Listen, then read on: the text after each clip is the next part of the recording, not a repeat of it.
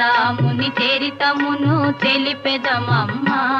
ఘనశీలవతి సీత కథ వినుడోయమ్మా